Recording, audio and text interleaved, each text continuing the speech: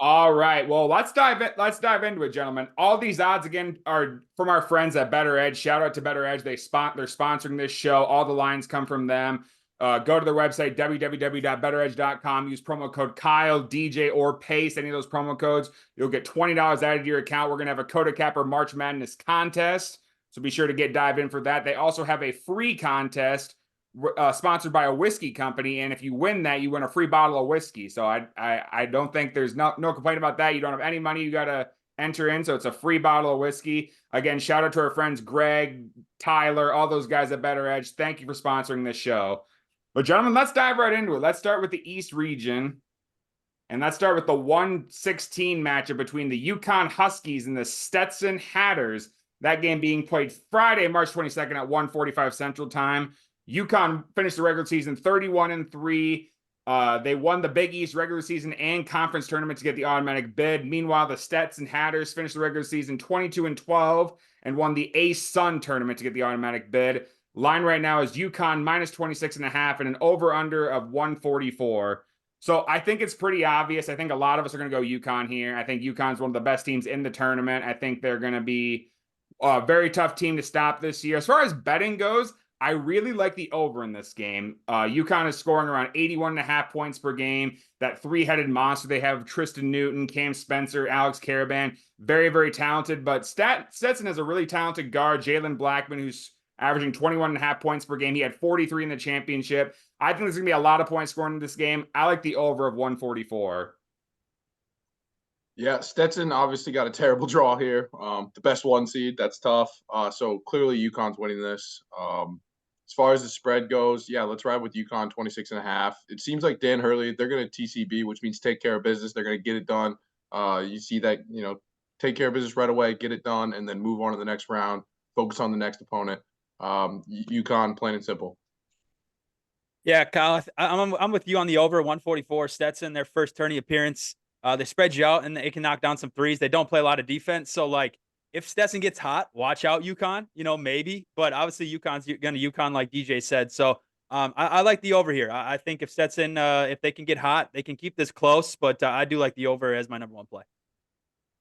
Yeah, there's not really a whole lot I can add to this. I will say I actually have not watched a single UConn game this year, which is kind of crazy. I know I've been hearing a lot about how they are the best team in college basketball, maybe ever, when it comes down to statistically and just even better than last year, which is crazy to say because they won it all. But I do often like to take the underdog with the spread in these 1 versus 16 games just because it's a lot more fun to try to cheer for a closer game. And sometimes, they can sneak it in at the end. You kind of blow them out, and then Stetson will come back and get it close. So, but yeah, UConn's going to win no matter what. Yep, agreed. 26.5 is a lot of points. All right, let's go to their opponent. They're going to play the 8-9 matchup of Florida Atlantic and Northwestern. That game is being played at 11:15 Friday on CBS. Florida Atlantic finished the regular season 25-8. And Northwestern finished the regular season 21-11. The line right now is Florida Atlantic, -2 and an over-under of 141.5. DJ, start us off for this one. Yeah, I'm leaning Northwestern. I love the underdog, so I'll go there on the money line. And then a little stat for you guys here. The under is 54-32 in 8 versus 9 matchups. So blindly bet the under. I don't know when that's since, but that's over 86 matches. So a lot of years. 8 versus 9, you take the under. It's been hitting at a pretty good rate. Good stat, DJ. I don't know. I kind of lean the over here. Northwestern kind of feels like, the college Golden State Warriors, right? With what's his name? The Bowie kid. That dude's a dog. FAU, I feel like just after their run from last year, I think people are still giving them some love. They had some bad losses. Bryant, Florida Gulf Coast, Temple. They have good offense, bad defense, so the over could come and play here. But I like Northwestern. Give me them as a dog, as a 9 seed. Yeah, I'm right there with you. I think Northwestern, they scare me a little bit. I saw Northwestern in person this year at Nebraska. Obviously, Nebraska was like 16-1 at home. So obviously not a lot of people beat Nebraska at home, but Northwestern did not look good. They did look good at home against Nebraska, though. Boo Booey, who you're talking about, he's an absolute monster. So it scares me a little bit, but I think Northwestern can get the job done. I don't like that we're all doing this, but I'm also on Northwestern plus 2 here.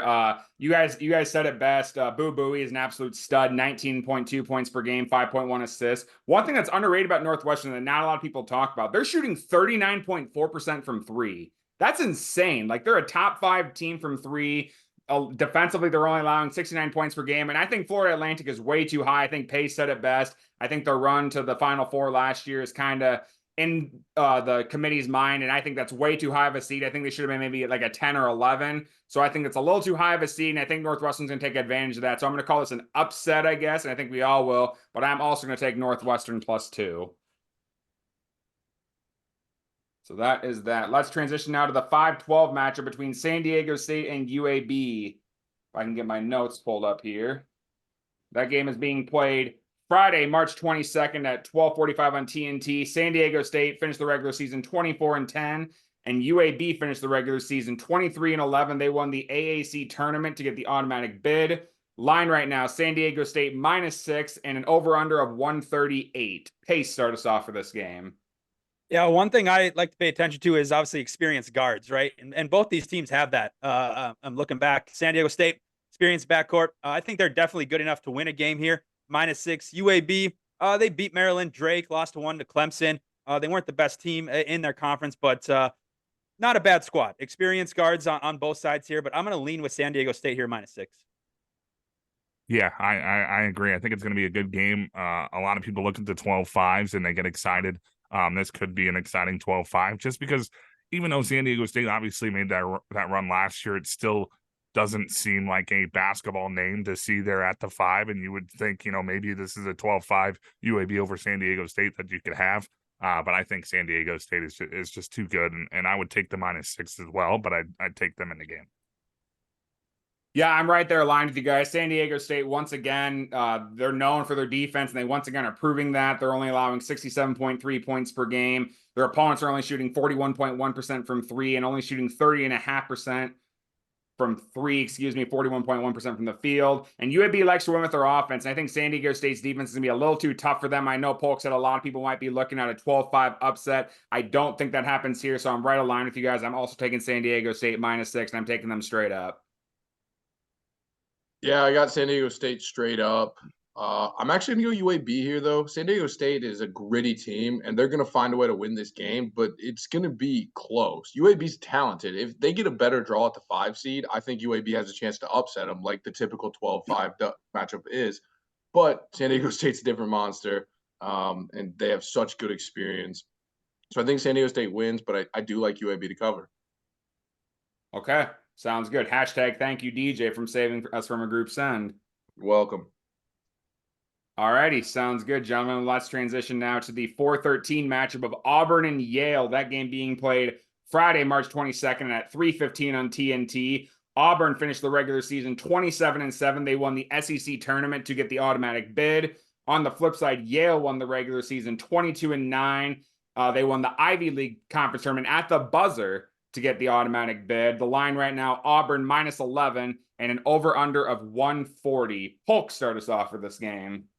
Auburn, I believe last time they won the SEC tournament, they made it to the Final Four. I could be wrong on that. I think that's a stat that I heard in the background of my TV as I was doing something else. But I think that is the stat there that, when Auburn wins the SEC tournament, they tend to, take that momentum into the next round. Yale, a little bit lucky to be there with that last second shot and everything going there. So I think they're a little bit happy to be there. I'd take Auburn straight up and, maybe 11 points is quite a bit for a 4-13 matchup, but I think I'm still going with Auburn -11. Yeah, I'm right there with you. It is a lot of points, but like you said, Polk, Yale's kind of lucky to be there. I think Auburn is a very talented team. Their forward, Janai Broom, I liked him when he was on Morehead State. I really like him at Auburn, 16.2 points per game, 8.4 rebounds per game. This Auburn team is shooting 83, is scoring 83.3 points per game. I love this Auburn team. I'm taking them straight up, and I think they'll far surpass 11. I'm taking Auburn -11 as well. If you were to touch Auburn right now, you would burn your hand. They are hot, and it's all about who's hot when. They're hot now. So I'm going to go Auburn straight up, but I got a little fun stat for you here. 12 and 13 seeds have covered 64% of the time when the spread is 9 or greater. Well, 11's greater than 9, 64% of the time. I'll roll with that. Yale's a fundamental team, and they really kind of play a different pace or different style than Auburn does. So that could cause some problems. I think Auburn's athletic enough to definitely deal with it and get the job done. But I think Yale is going to could create some problems for Auburn. So I'm going to go Yale to cover. I like it. I think I saw Yale. All their starters are 6'6" or taller. I mean, that's pretty impressive. So they got some length to compete here. Obviously, Auburn, the best defense in the land, right? So if you believe defense wins championships, number 4 seed Auburn, they're your squad. 11 points though, an Ivy League team, they can be some pests. I think that's just too many points. So I'll take Yale here. Okay. Sounds good, gentlemen. Well, let's move down to the bottom half of the bracket, and let's go to the 6-11 matchup between 6 seed BYU and 11 seed Duquesne.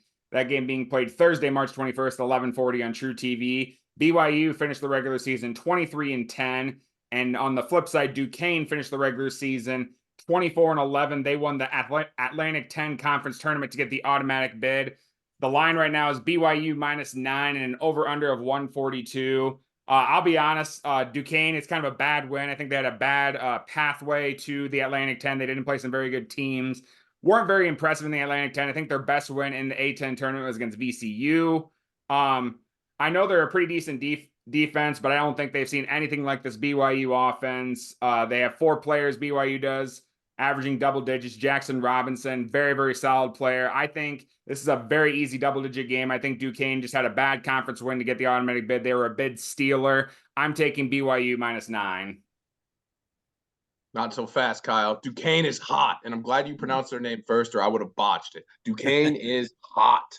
And I don't know what percentage of the bets are, but a little stat here for you guys. 11 seeds that are getting more than 40% of the bets are 31-14 against the spread in the first round. Again, don't know exactly what the percentage of bets are. It does range. I think BYU gets it done. No, actually cross that. No, Duquesne's getting the upset here. I'm going with Duquesne. I don't know why I said that. Duquesne's getting it done. I had one more stat for you guys, but I lost it. So we'll just move on. Duquesne, first time since 1977 in the tournament. That's pretty cool. Very fun story for them. 7-game winning streak. Like DJ said, they're hot. But BYU, what? I think they have, let's see, 7 guys that average 9 points or more. I think they can get this double-digit cover here. Just wear down Duquesne in that second half. Yeah, I agree, honestly. If it was anybody else but BYU right now, I think I might go with Duquesne. I always go back. Everybody knows now by now I'm a Husker fan. I've watched every Husker basketball game this year. We played Duquesne. They really aren't that bad. It was early in the season, so obviously things can change throughout, and Nebraska got a lot better than they were at the start of the season, but I really like BYU. I don't know why. They're just kind of fun to watch. I would take them straight up in this game. 9 points. I don't know about that, but if you're going money line, I go BYU. Okay. Sounds good. Well, let's move on to the 3-14 match between the 3 seed Illinois and the 14 seed Morehead State. That game being played Thursday, March 21st at 2:10 on True TV. Illinois finished the regular season 26-8 overall. They won the Big Ten Conference Tournament to get the automatic bid into March Madness. Meanwhile, Morehead State finished the regular season 26-8 overall. And they were in a 3-way tie in their conference tournament, but ended up winning the conference tournament as a 3 seed in the Ohio Valley to get the automatic bid. Line right now, Illinois -11 and an over-under of 147.5. DJ starts off for this game. Illinois is hot right now. They just won the Big Ten. They look good. They're playing their best ball. Terrence Shannon's finally popped off. He's like a 12th-year senior. He's finally playing his best, and they are looking real good. I do think Morehead State covers. They have such a different game style, a little bit like pace-wise and just how they play. I think they're going to be enough to kind of mess Illinois up. And Illinois kind of struggled in the tournament, so I think they're going to have that struggle in the first half, get business done in the second half, but I don't think they're covering 11. So I like Morehead State to cover, Illinois to win. Yeah, they play a very slow tempo, DJ. So DJ's 100% right on that, on their style of play. But Morehead State also played Bama this year. They played Purdue. They lost by 30+ in each of those games. I know that was earlier in the year, but Illinois, they're the 3 seed. They're a conference tourney winner. -11 here. I think this is cake. I think this is easy money. Yeah, I gotta agree. I gotta go with Illinois. Terrence Shannon Jr., an absolute freak, a stud. He is a little bit of a head case. I know he's got his problems, and there's controversy all over the place and whatever. So if Morehead State can kind of get in his head a little bit, get him into some foul trouble, maybe they've got a little bit more of a shot. But if he's rolling like he was in the tournament or in the Big Ten tournament, there's no stopping Illinois here, especially early on.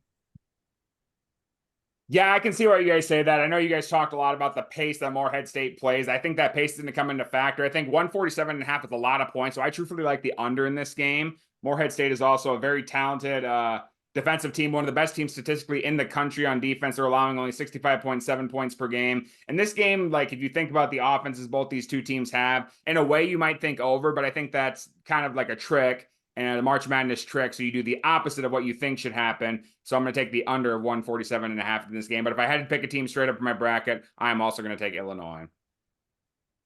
So that is where I'm going to go there.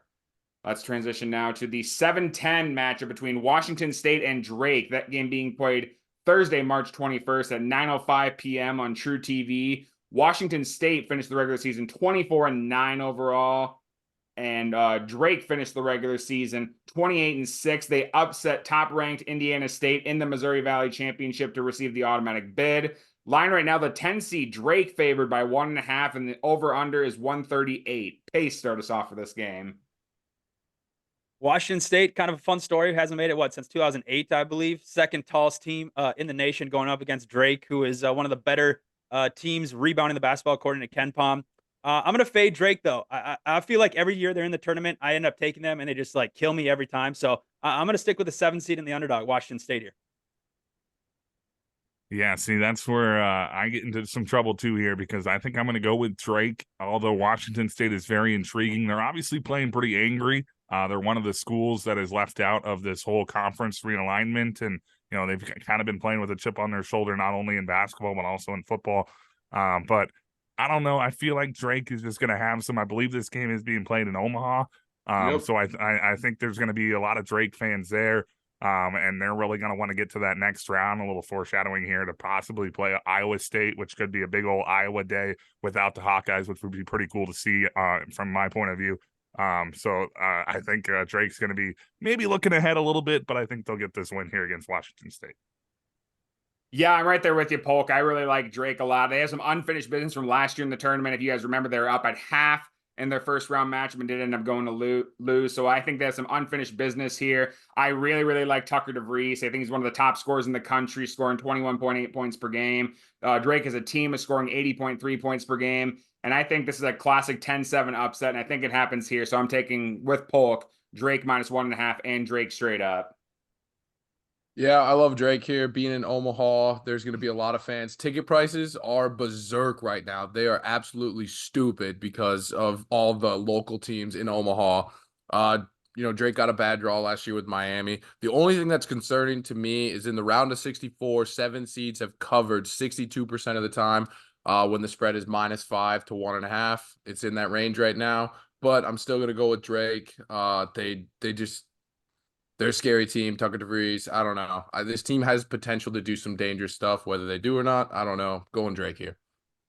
Okay, sounds good. Hashtag thank you, Pace, for saving us from a group send. And the final game of this corner of the bracket, we get the 2-15 matchup between Iowa State and South Dakota State. That game being played Thursday, March 21st at 6:35 on True TV. Iowa State finished the regular season 27-7. They won the Big 12 tournament handily, beating Houston in the championship game to get the automatic bid. On the flip side, South Dakota State finished the regular season 22-12. They won the Summit League regular season and conference tournament to get the automatic bid. The line right now, Iowa State minus 18.5 and an over-under of 134.5. Polk, start us off for this game. This is obviously tough for South Dakota State going up against a team like Iowa State who has such a good defense. It's one of those things where early in the game, South Dakota State's really going to have to come out and try and do something, early on, because if Iowa State gets up early, there's no chance South Dakota State's going to be coming back with that defense for Iowa State. 17.5, again, is a lot of points, especially when it kind of feels so local. State's not very far apart. There's going to be a lot of fans probably from both schools, but I've got Iowa State obviously straight up, but I think I would maybe probably go South Dakota State plus 17.5 just to have some fun with it. Yeah, Polk, you and I have been stride for stride in this corner of the bracket. I'm the exact same way. I'm taking Iowa State straight up in this corner of the bracket. Obviously, as we know, or in this game, excuse me, as we know, their defense is absolutely stellar, one of the best that we've seen. But this is just too many points. 17.5 is a lot of points. And South Dakota State's not bad. They're shooting 48.2% from three or from the field. And Zeke Mayo's a stud. I like South Dakota State in the spread, but I'm taking Iowa State straight up. Yeah, Iowa State's going to win this game, most likely. I mean, there's an outside chance just because South Dakota State is a tough draw. Really bad draw for South Dakota State. They get any other 2 seed, I'm much more confident in them. Them getting Iowa State, tough matchup. I love plus 17.5. I'll take that all day long. South Dakota State is going to keep it close. Iowa State historically has had some struggles in the tournament, and I think maybe, getting adjusted to everything. Especially after that Houston win, maybe they kind of walk in a little arrogant to this game, which I would if I were them. I mean, you just destroyed Houston and then you got screwed. I would have a chip on my shoulder. Honestly, Iowa State might come out pissed off and just dominate. So I don't know what the hell I'm talking about. But South Dakota State, too many points. I'll go plus 17.5 here. Yeah, this is a fun one because Iowa State, Otzelberger used to coach at South Dakota State from 16 to 19, so kind of a fun matchup for him there. But South Dakota State in the Summer League just a garbage conference this year, just some bad basketball. Iowa State's much better. South Dakota State not that deep. I think Iowa State gets this, wins by 20 plus. Ooh, okay, sounds good. Well, gentlemen, so that's going to wrap up this corner of the bracket, but really, really quick, let's just each go through one by one. Who's going to win the East region? So just who do you think is going to win the region, go to the Final Four? I only give us a minute and a half because I think it'll just be quick and easy. I think you're stupid if you don't go UConn here. I think UConn's the best team in the country, and I think that they're going to win pretty handily and cakewalk to the Final Four, so I'm taking UConn. It's chalk, but I'm going to go UConn because they're that good. I do think there's outside potential for both Illinois, Iowa State, and San Diego State all to get hot or to potentially I think this is the toughest bracket by far. I'll go UConn though. Yeah, I agree. I hate to be on UConn as well, but I think it's a no-brainer here. The only thing going back to back, that's tough, right? That's in the back of everybody's minds too. So that's a target on their back. So if they can get that done, but hands down, they are the most talented team in this tournament. So I'll take UConn. Yeah, it's 4 for 4. I got UConn Final Four as well. Like you guys said, it's just tough to go against them, especially since they seem to be a better team than they were last year, and last year they won it all. So it's I don't see a slip up here this early on in the tournament. Okay. Sounds good, gentlemen. Well, hey, that was good stuff. That did the East region. Let's transition now. Let's go to the West region. Let's talk about the West region. Let's start off with the 116 matchup between North Carolina against the winner of Howard and Wagner. Wagner did just win right before we were recording, so Wagner will get to play North Carolina. Obviously, no line right now as we're awaiting the playing game result. North Carolina finished the regular season 27-7 overall. Howard unfortunately did not get in, but they won the MEAC to get in the tournament. And Wagner finished the regular season 16-15 overall, and they were a 16 in the NEC tournament and won it all to get the automatic bid. Obviously, no line right now. But DJ, go ahead and start us off for this game. What do you got for this one? I'm repping the Carolina, so I'm obviously going to go with them to win and to cover. It's a nasty team. Armando Bacot is like a 9th-year senior. Davis is playing out of his mind. They had Love and Davis last year, and it was too many cooks in the kitchen. They finally got one of them out, and now Davis can kind of take the reins. And he either pops off or he struggles and then potentially pops off. And then they have Ingram as well. I mean, they just have such a solid group of guys. This is a nasty team. I think they can make some noise. I'll go North Carolina here. Yeah, agreed. I'll take North Carolina too. A lot to prove, right? Missing the tournament last year after being the AP top poll team there. So I think they got a lot to prove. Wagner, if they only have 7 guys like they did on Tuesday there, it's going to be tough for them to take down UNC here. They got even in some foul trouble. That was why Howard was able to get back in that game. So I think North Carolina cruises here and potential Final Four team for me. Yeah, I completely agree. It almost kind of feels weird. I don't know if it's just this side of the country that I'm on, that it feels like North Carolina is somehow a little bit underrated this year. They are a 1 seed, obviously, but nobody's really feeling, that Carolina blue to go all the way. But I think they got a really good chance to do so, especially looking at the possible potential matchups they got down the road here. But I got North Carolina here over Wagner, of course. Yeah, we're gonna go 4 for 4, but I think that's kind of to be expected. I also have North Carolina going over Wagner. I don't care what the spread is. I'm going to bet North Carolina because I think they're going to win very, very handily. Like DJ said, RJ Davis is popping off. First team All-American this year, 21.6 points per game, shooting 40.6% from three, which is very, very insane. Armando Bacot, double-double, 14.1, 10.2 point rebounds per game.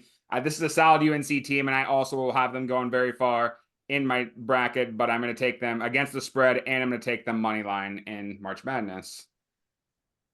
So we will go now to the 8-9 match between Mississippi State and Michigan State. That game being played, the first game of the tournament, actually, on Thursday at 11:15 on CBS. Mississippi State finished the regular season 21-13 overall. Meanwhile, Michigan State finished the regular season 19-14 overall. The line right now is Michigan State -1 and an over-under of 130.5. Pace, start us off for this game.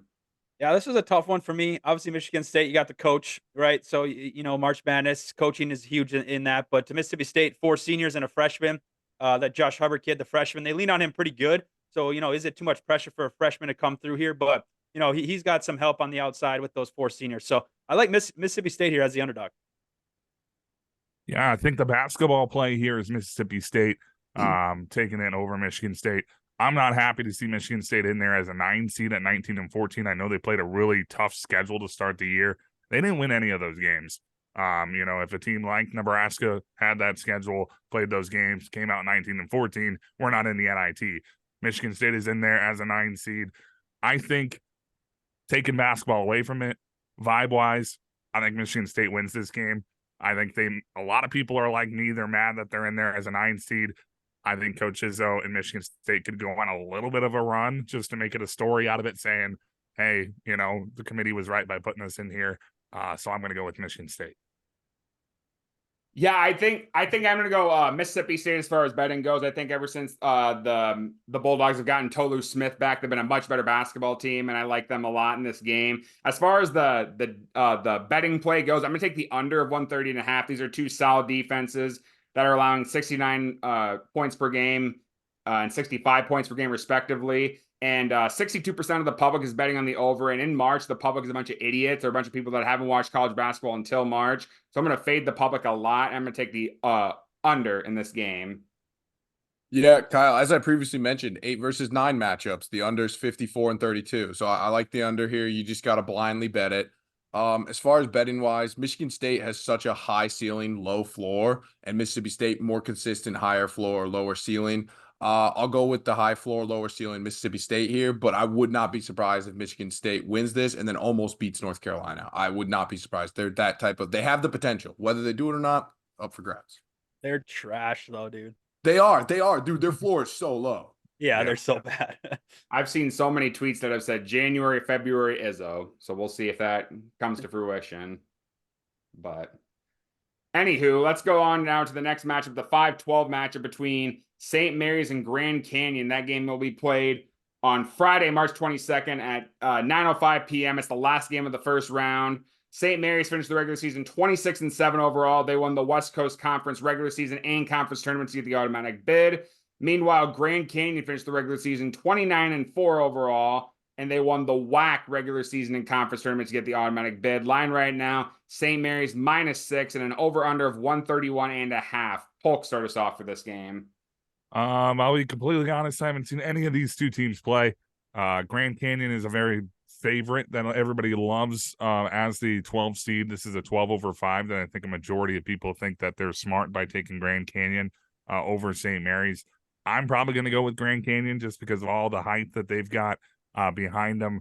I'm just going to trust people that say they're a fun team to watch, and I'm going to try to ride them here in the first round. You know, every single year I fill out a bracket, and I think for the past 2 seasons I filled out a bracket, and I've seen St. Mary's as a 5 seed, and I bet the 12 every single year, and they've made the round of 32 the past 2 seasons as a 5 seed. I think people are going to look at this and say Grand Canyon's a good team, which they are, and a 12-5 matchup is going to upset, and upset's going to happen here. But I don't think that's the case. I think St. Mary's is going to win. They're going to make the round of 32 for the 3rd year in a row, and I'm also taking them against the spread -6. Yeah, this is a game of opposites. Grand Canyon wants to run, get up shots, do their damage pace-wise, and St. Mary's wants to slow this thing down to a halt and slowly grind.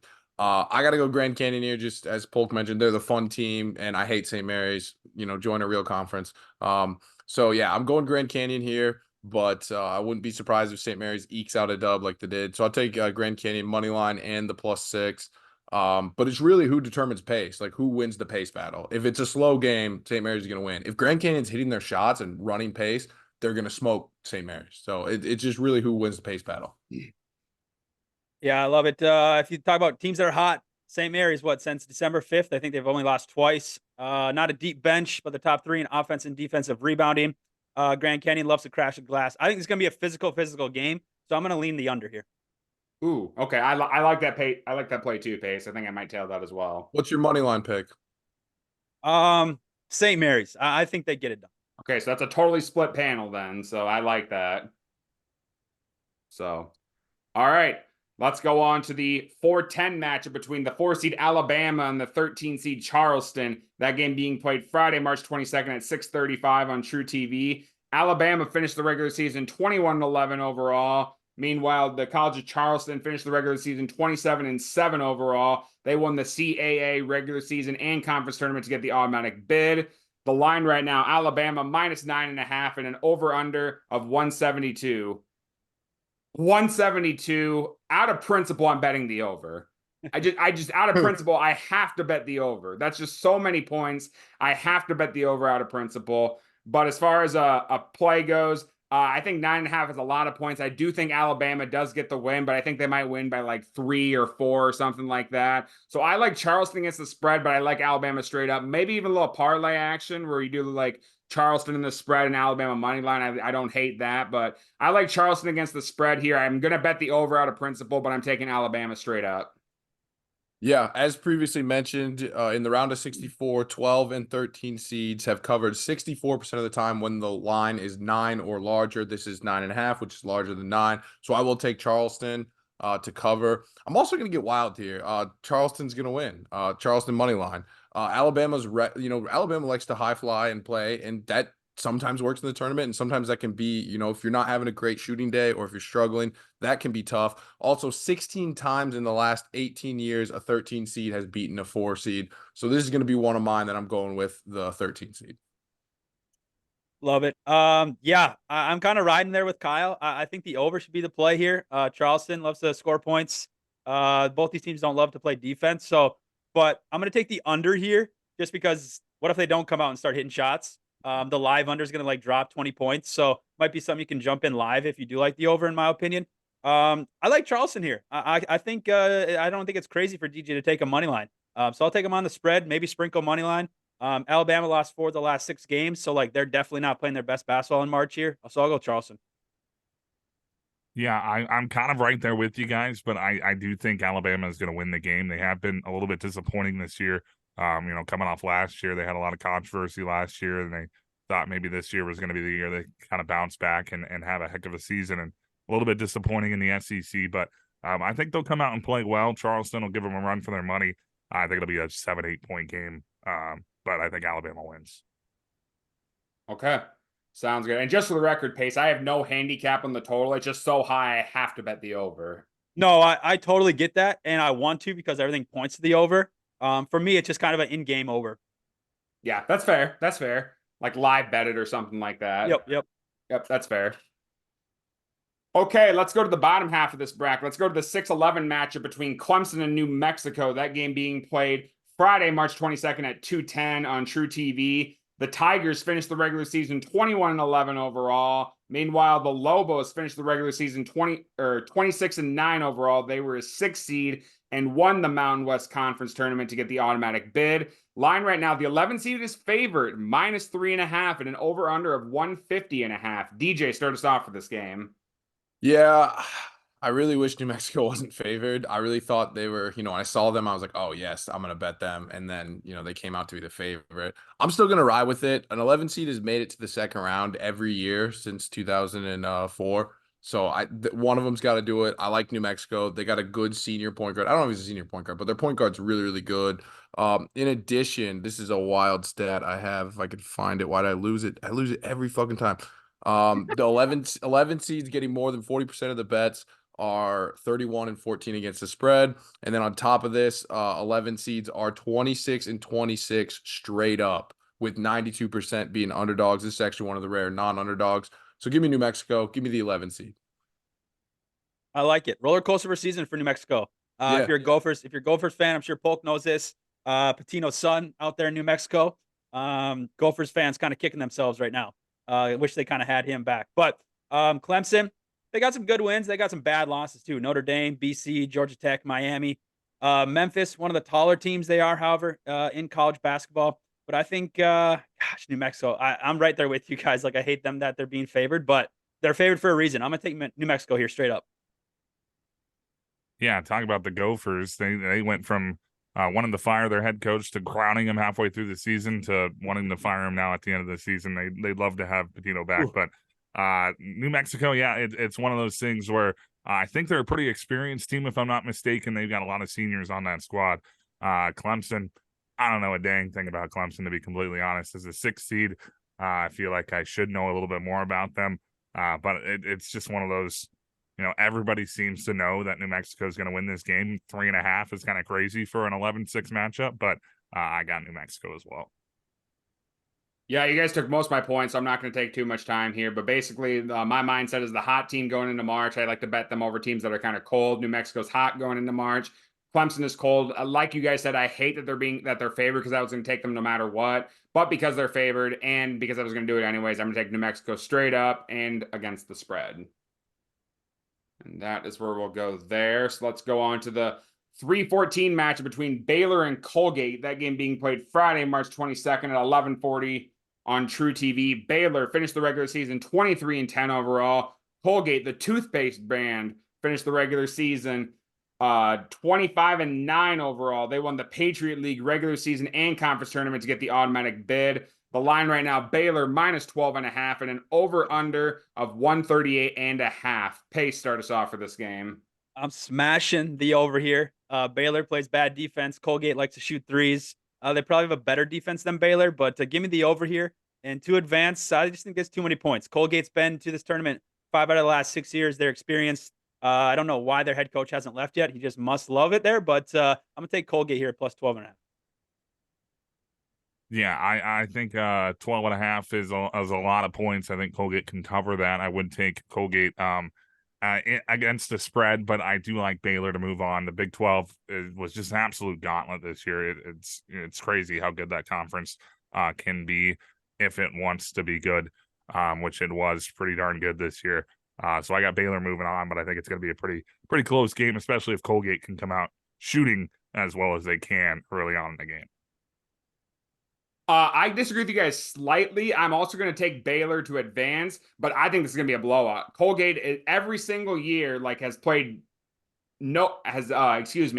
every single year Colgate is in the tournament. They get blown out, except for 1 year they were really close against Wisconsin. So I think this is going to be a very big blowout. I like Jacoby Walter. I like Ray J. Dennis. I like those Baylor guards. I think it's going to be too much for Colgate to handle. So I'm taking Baylor to advance, but I'm also taking them against the spread. I think this is going to be a blowout. Yeah, I'm right there with you, Kyle. I don't know anything about either of these teams really, but I know every year I'm always excited for Colgate, and every year they disappoint. It seems like they're almost like Drake a little bit. And so I'm gonna ride Baylor here to blow them out, to get it done, take care of business. Baylor to win, Baylor to cover. Yeah, I really wish I could choose Colgate though. Like I love the 14 seed in these 3-14 matchups, but no, can't do it on this one. They're named after a toothpaste. That should tell you enough about everything you need to know. Exactly. They should play Crest in the NIT. Okay, I'm done with those jokes. All right, let's go into the 7-10 match between Dayton and Nevada. That game being played Thursday, March 21st at 3:30 on TBS. Oh, by the way, all these are Central Time, the best time zone. Dayton finished the regular season 24-7 overall. Meanwhile, Nevada finished the regular season 26-7 overall. The line right now, very, very close, but the 10 seed Nevada is favored by 1. So basically a pick 'em, but they're favored by 1, and over-under of 138.5. Polk starts off for this game. I think this is kind of a game for the psychos. The guys that just love March Madness. Middle of Thursday, you're gonna watch Dayton against Nevada. I won't be watching the game. I'll be calling a game during this time. I don't really know a whole lot about Dayton or Nevada. I know Dayton, obviously, they were really good around the COVID year, I think, when it got shut down. Dayton was one of those teams that they thought they could kind of get in and do something crazy. So maybe this is a year they can come back and make a little bit of a run. I'd go with Dayton just as the favorite, but I really have no idea. You're not going to be missing much when you're calling that game, Polk. This game sucks. This Yeah.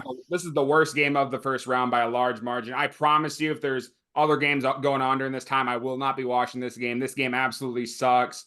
I have some stats about both these teams, but I don't really care because I'm not going to be paying attention to it. I'm going to have one team advance, but I'm going to have them lose right away in the second round. So I'm just going to take Nevada as the underdog. But again, this game's going to suck. I'm confused because you guys keep saying Nevada is the underdog and Dayton's the favorite, but that's not what I'm seeing on here. Well, fair enough. But when it comes to his 7-10 matchup, Right. Gotcha. Yeah. Oh, okay. Yeah. I'm just tweaking then. Okay. I was looking at spread and I'm like, what are these guys? Like, am I dyslexic? Okay, my bad. Yeah, 7 seeds have covered 62% of the time. When the spread is -5 to +1.5. And that actually jumps up to 82% of the time when the 7 seed was a favorite in their previous game. Dayton was a favorite in their previous game. So I'm going to ride with Dayton here. I really didn't know. This kind of felt like a coin flip to me. And so then after kind of looking at those advanced stats of kind of historical trends, I'll ride with Dayton here, as they should have an historically 82% chance to cover. Hard to go against those facts, DJ. He's always bringing the trends. I love it. Nevada, they've only lost twice since February 1st, so they're playing their best basketball right now. Dayton kind of sour about how they finished the regular season. They are one of the best three-point shooting teams in the land, but I'm going to take Nevada, the hotter team in this one. All righty. Sounds good, gentlemen. Let's go out on to the final corner of the bracket. The 2:15 match between Arizona and Long Beach State. That game will be played Thursday, March 21st at 1 o'clock on TBS. Arizona finished the regular season 25-8 overall. They won the Pac-12 regular season, but got bounced in the conference tournament semifinals. Meanwhile, Long Beach State, the Beach, finished regular season 21-14 overall. As a 4 seed, they defeated the 1 seed UC Irvine and the 2 seed UC Davis to win the Big West tournament. Line right now, Arizona -19.5 and an over-under of 161. So I think Arizona is probably going to win this game. I think they're a very talented team, one of the best offenses in the country. 19.5 is a lot of points. I know you guys have all heard the story, and you're going to say, Kyle, you know this already. But Long Beach State coach Dan Munson is on his way out. He is fired. He's going to be done after this game. So who knows? Maybe they'll play close and maybe they'll cover the spread. So I'm going to take them plus 19.5. And I fill a lot of brackets and I like to change it up. So on one bracket, I might put Long Beach State as an upset potentially, just one. But I do think Arizona will win. But I love Long Beach State plus 19.5. But in one bracket, I am going to put Long Beach State to upset. Kyle, you're spot on. The Long Beach State coach is playing with house money. They said, buddy, get out, but we're going to let you coach the conference tournament. And what did he do? He got him to the NCAA tournament. I love it, man. Shout out. Just for vibes alone, I do love Long Beach State on the money line. I mean, just sprinkle a little. Don't obviously put your life savings on it. I think they cover 19.5. I have Arizona losing to Dayton or Nevada. I hate Arizona this year. I think I bet on all 8 losses of Arizona. I think I bet on every single one of their losses this season. So I hate Arizona. Fuck Arizona. Fuck the Pac-12.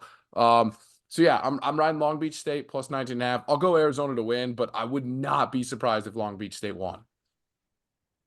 I'm going to mention the Gophers again here, gentlemen. That Munson guy used to coach the Gophers, and now he's on his way out. So I don't know. Maybe he'll come to back to Minnesota. We don't know. But like DJ said, he's playing with house money. Arizona's been a weird team. Obviously, Caleb Love won a Pac-12 Player of the Year, so he's got these boys rolling. But 19.5 just feels like too many points for an Arizona team that's kind of been a roller coaster this season. So I think they win the game, but I'll take Long Beach State on the spread here.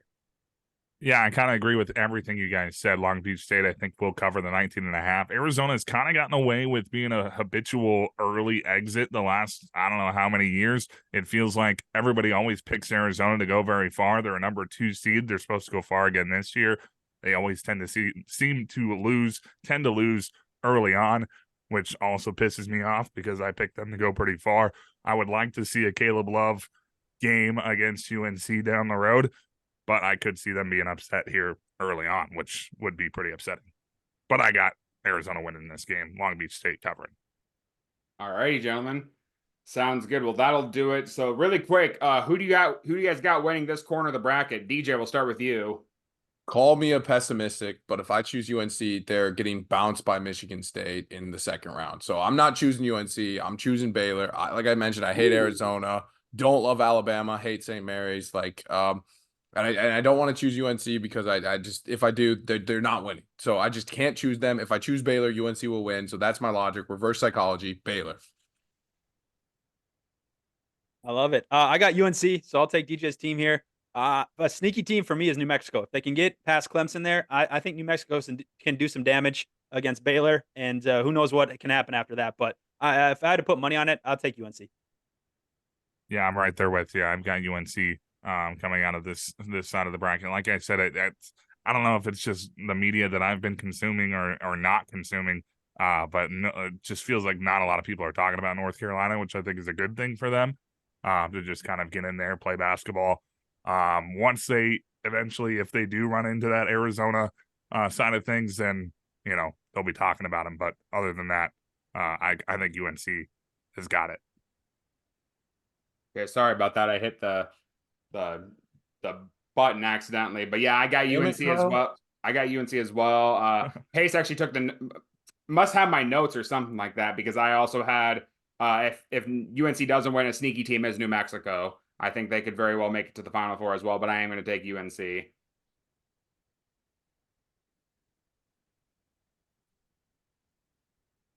All right, gentlemen, so that will do it for the West region. Let's go on to the South region. Let's start with the 1-16 matchup between the 1 seed Houston against the 16 seed Longwood. That game will be played Friday, March 22nd at 8:20 on TNT. Houston finished the regular season 30-4 overall. They won the Big 12 regular season but lost in the championship. Meanwhile, the Longwood Lancers finished the regular season 21-13 overall. There we go. And they won the Big South Conference tournament. The line right now, Houston minus 24.5 and an over-under of 127.5. Pace, start us off for this game. All right. Excuse me. I have a stat for you guys. You have to pay attention to your list a little bit. But 2001, 15 seed Oral Roberts beat Ohio State, a 2 seed.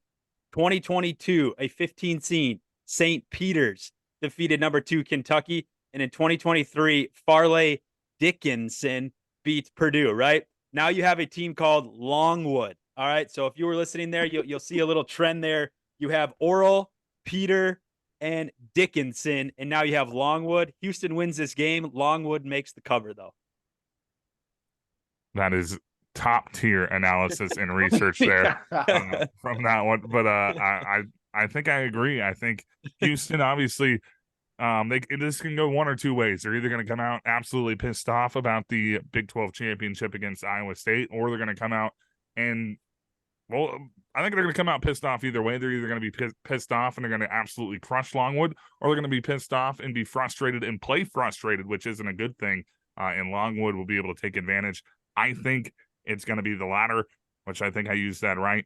My second option there. Longwood is going to come out and be able to cover here. But Houston, I think, will get by with the win. Yeah, I agree with you guys are saying. I like Houston straight up. I think Longwood will cover against the spread. The play I really like, though, as far as betting goes, I like the under. I think 127.5. I could very well see like an 80-40 or a 60-50 kind of game here. So I think Longwood definitely covers, but I do like the under of 127.5 as my play. Longwood, I wish. Yeah, no, Longwood, they got hot at the end of the season, ended up winning their tournament. As Polk kind of mentioned, Houston's going to come into this game, I would assume, with a chip on their shoulder and a little upset. Like, we just got embarrassed by Iowa State. Like, we need to, if a good coach will motivate them, I'm going to go Houston here. You know what? Longwood barely skated into the tournament. Houston, way better athletes, way better talent, just runs them out of the gym quick. A lot of points, though. All right. Sounds good. Pace, I'm surprised whenever we had Morehead State, you guys like Morehead. I sure hope so. I know. I could have done it with that one, too. So Yeah. You got to pick your spots. You can't do it. I had to pick my spots. I could only do one. Yep. You can't be too predictable, Pace. That is factual. All right, let's move on to the 8-9 match between Nebraska and Texas A&M. That game will be played Friday, March 22nd at 5:50 on TNT. Nebraska finished the regular season 23-10 overall, and Texas A&M finished the regular season 20-14 overall. The line right now is Nebraska -1 and an over/under 146.5. And if fate is something you believe in, I think it is right here, because Polk Nation start us off for this game.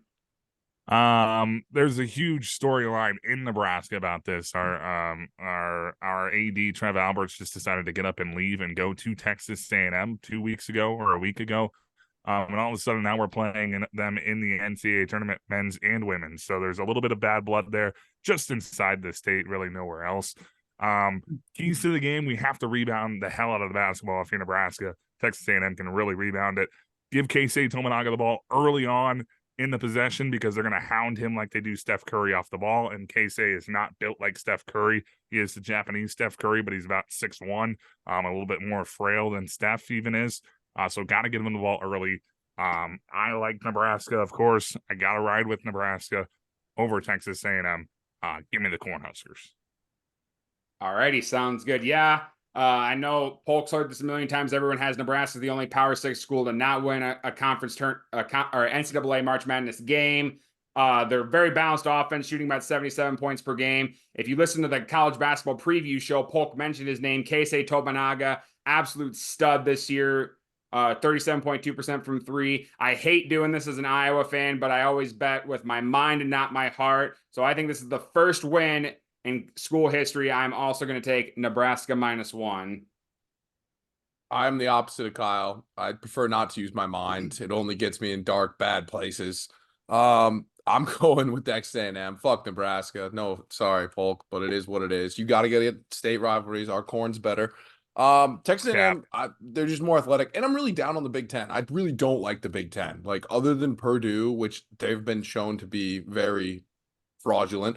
I hate the Big Ten. The Big Ten sucks. They haven't been good in a while. So I'll take the more athletic Texas A&M. And then, as I mentioned earlier a billion times, in the 8-9 matchup, the under is 54-32. So we bet the under. I like it. God, I don't know. I think Polk's right. This is going to be one of the trenches rebounding wise. A&M, I think, is the best team according to Ken Palm, defensive rebounding. So kind of a physical game here, but Hoiberg, I'll roll with Nebraska. Sorry, Polk, if they lose, but I'll roll with Nebraska. That's all right. Hard over hype, baby. We got to be gritty as hell in this game, and we like those gritty games. We like to hustle, and we've got guys that are only in there to hustle. So it's going to be a dirty game, but hopefully Keisei can kind of go crazy there, for his 5 to 10 minutes, and we can pull out the win. Is this kind of like the last dance, Polk? You guys got some older guys on the team, right? No, actually, no? But Okay. they are relatively old, but they're all transfers. So we do have a lot of guys coming back, but it is kind of a, it feels like we won't be in this situation next year. So it's kind of like, unless we can kind of do something with it, it would be a huge letdown to lose this game. All righty, sounds good. Well, good luck, Polk. I'd say good luck, Corey, but fuck him. Did not see that coming. Clip that. No, I'm kidding. Good luck, Corey, too. But anyways, I didn't think I was going to say that, but I'm glad I did. Got him. You got him. Let's go to the 5-12 matchup between Wisconsin and James Madison, the first part of the Pardon My Take Bowl with Wisconsin and James Madison. That game will be played Friday, March 22nd at 8:40 on CBS. Wisconsin finished the regular season 22-13 overall. They made it to the Big Ten Championship and lost to Illinois. Meanwhile, James Madison finished with the regular season 31-3, the best record in college basketball, and won the Sun Belt Conference tournament to get the automatic bid. Line right now, Wisconsin -6 and an over-under of 145.5. So I bet the 5 seed in the previous two corners of the bracket, and I think they always say there's a 12-5 matchup, and I think that there's one that's going to happen. It's going to be James Madison. Very, very talented offense, scoring 83 points per game this year. They're led by Sun Belt Player of the Year Terrence Edwards Jr., who's averaging 17.4 points per game and 3.5 assists per game. I think this is a great opportunity for James Madison to show what they have. And if a 12-5 upset happens, I think it happens here. I'm taking James Madison +6, and I'm also taking James Madison straight up. Yeah, I couldn't agree more. I think an important thing in March Madness is understanding conferences and understanding what each conference kind of has, whether they're athletic, whether they're defensive, whether, what they are. And I'm down on the Big Ten. I'm high on the Big 12. I'm down on the ACC, down on the Big Ten. So I'm 100% choosing James Madison. As Kyle mentioned, the 12 always upsets the 5. I'm taking James Madison on the spread. I'm taking him on the money line. I love JMU. They're an electric team. They over 145 seems crazy low to me as both these teams score and don't play defense. So I'd go over 2 just because why not? It should be 172 like Alabama. I don't know why it's so low, but I don't know anything. But JMU all day. All right, gentlemen, I'm on Wisconsin, baby. JMU. You guys talked about public, how March Madness is so public. The 12-5 upset, super public, and I just feel like JMU, right? Everybody's talking about JMU, how they're going to win this game outright. Don't get me wrong, very talented team. Their best win is what, Michigan State, and we just trashed on Michigan State for a little while here too. So I'm going to take Wisconsin. I feel like this is a too high of a spread, but give me Wisconsin, and that's slow tempo. That's why this is so low, DJ. Yeah, I think, and then the pre-show, or not pre-show, but the whatever we want to call it, the show that I did before with you guys before the season, I picked Wisconsin as my surprise Big Ten team to win the Big Ten championship, regular season, or the tournament, whatever we talked about. I was really high on Wisconsin to start the year, and a lot of people were down on them. I'm still pretty high on Wisconsin. Chucky Hepburn should be a Husker. He's not. That's fine. We booed him out of the gym. Don't care, but he's still a beast. Great defender. I think Wisconsin is going to get the win and could go on a little bit of a run. All righty. Sounds good, gentlemen. Let's go on then to the 4-13 matchup between Duke and Vermont. That game being played Friday, March 22nd at 6:10 on CBS. The Blue Devils finished the regular season 24-8 overall. Meanwhile, the Catamounts of Vermont finished the regular season 28-6 overall. They won the America East regular season and conference tournament to get the automatic bid. Line right now, Duke minus 10.5 and an over-under of 132.5. DJ, start us off for this game. Y'all see what I'm wearing? Fuck Duke for life. I hate them. They got embarrassed by NC State. Not that we didn't get embarrassed. We lost intentionally to let the ACC get more teams in. That was smart. A strategic loss by UNC. Very smart. I love Vermont here. Not only because 12 and 13 seeds have covered 64% of the time when the spread is 9 or larger. This spread is larger than 9. So give me Vermont plus 10.5. Give me Vermont on the money line, dude. This Duke team not playing their best ball right now. Duke, when they're hot going into the tournament, dangerous team. They are not hot. I don't like this team. I don't like the coach. I don't like them at all. Give me Vermont all day long. Yeah, I do think it's alarming too, DJ, that Duke just they lost twice to UNC, and it feel like kind of a thrashing. So maybe Duke's not the team that we think they are in the Blue Devils uniforms, but I still think they win this game. I do agree, maybe too many points, so I'd lean Vermont that way. But if you're looking kind of for an upset in this one, Colgate, we talked about them already. They beat Vermont, so just a heads up of that. If you're thinking of a double-digit seed over a lower seed. Yeah, 16 times. Sorry, 16 times the 13 seeds upset the 4 seeds. So you got to have a couple of those.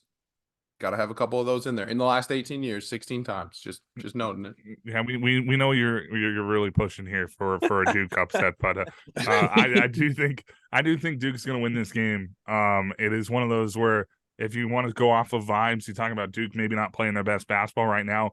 You look at the past couple of years when Duke was a 1 or 2 seed and you thought maybe they'd get a chance to go all the way and then they lose early. Maybe this is the opposite this year. Everybody's looking at Duke and being like, oh, they lost in the ACC tournament. They lost to UNC twice. They're not that good. They're not going to go very far. Boom, all of a sudden, they're in the Final Four. So I like Duke here against Vermont. Yeah, I'll keep it short and sweet. I'm going to take Duke straight up. I think Vermont covers the spread here. The play I really like, though, as far as this game goes, the over. 73% of the public is betting the under, and the line has moved up. So there's some reverse line movement there. So I do like the over of 132.5, and that's going to be my main play for this game. So that is going to be that. So let's transition now to the bottom half of the bracket, the 6-11 matchup between Texas Tech and NC State. That game being played Thursday, March 21st at 8:40 on CBS. The Red Raiders finished the regular season 23-10 overall. Meanwhile, the NC State Wolfpack, what a story they had, finished 22-14 overall, defeated as a 10 seed Duke, Virginia, and North Carolina to win the ACC tournament and get the automatic bid. The line right now, Texas Tech -5 and an over-under of 145.5. Pace start us off for this game. Yeah, NC State on March 9th, 17-14 they were, and then they went on that magical run. So definitely one of the hottest teams in the nation here. Texas Tech on the other side, strong offensive team. The only struggle was they kind of struggle against guards. NC State doesn't have great guards. DJ Burns down low, I get that, but he's obviously not a guard. So I'm going to roll Texas Tech here, -5. I think NC State, their magical story run kind of comes to an end here. If you do like NC State, y'all remember Oregon State, 2021? They kind of went on that run. NC State kind of feels like that. Yeah, I'm right there with you. I got Texas Tech here. I think it's kind of one of those things. Sometimes it can carry over from the, in this case, the ACC tournament into the big tournament here. But a lot of the times they get on that run and they got a game after game after game after game, and they cannot ride that momentum. And then you get to the end and you feel like it's over. And all of a sudden, a week later, you got to start playing again. I think Texas Tech is going to be able to take advantage. NC State will come out a little bit slow. I got Red Raiders. I'm actually going to go opposite of you guys. I always say the hot team going into March is a team that you should ride with. NC State is about as hot as any team going into March. They have 4 players averaging double figures. They're led by DJ Horn, who's averaging 16.9 points per game. Texas Tech, they struggle against guards like Pace said, and although the guards aren't great, I still am going to ride with the hot team over the other team. I'm actually going to take NC State against the spread, and I'm also going to take the money line. I'm going to take them upsetting Texas Tech. Yeah, Pace said it best. We saw Oregon State do this. A team gets hot, they win the tournament, and then they go on a little bit of a run, man. And it's not about how well you play or when you peak. It's about peaking at the right time, and NC State has done that. Every year since 2004, an 11 seed has made it to the second round. I'm going NC State here. I love the Big 12, but I got to go NC State. +5 on the money line, the works. Also, 11 seeds are 26-26 straight up in the first round, with 6 of the 16 teams making it to the Sweet 16. That means if an 11 seed gets hot, they get to the Sweet 16. Yeah, I love NC State. I love for them to go on a run here. Play the hot team.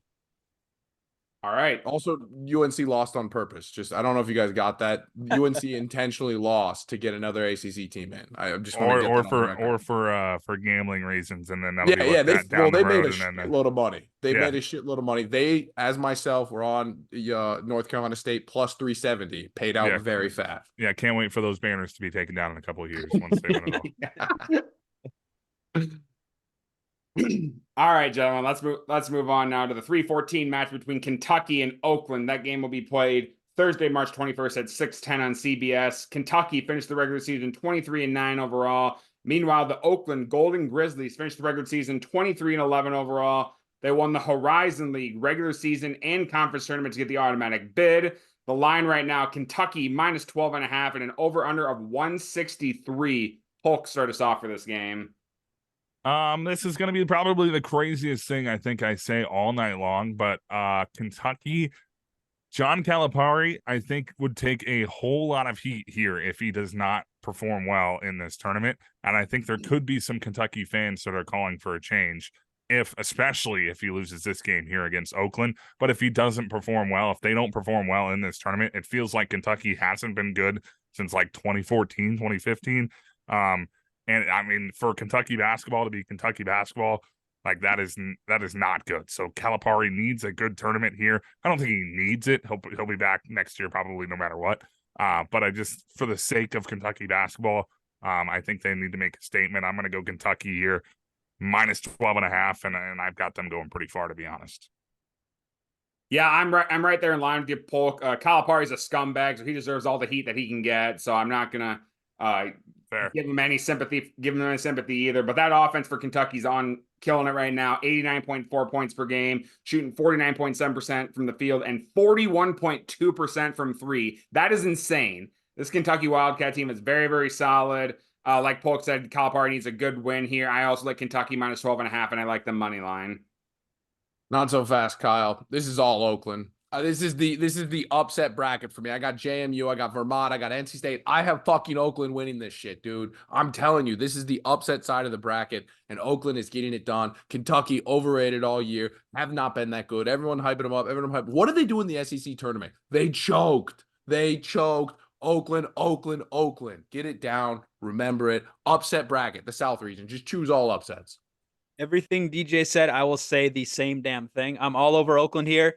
Kentucky, they can't continue to shoot this well. They lack their defense. Defense wins championships. I think we all can agree on that. They don't play that. Too many red flags for me. Again, I'm not so sold on Oakland winning outright, but I will take them 12.5 here. Oakland hasn't lost, or 3 losses since January 3rd. Another hot team in this tournament. Yep. Great point, Pace. I love it. I love it. Also, no team has won a natty title after losing their first conference tournament game. Bingo. What that guy said.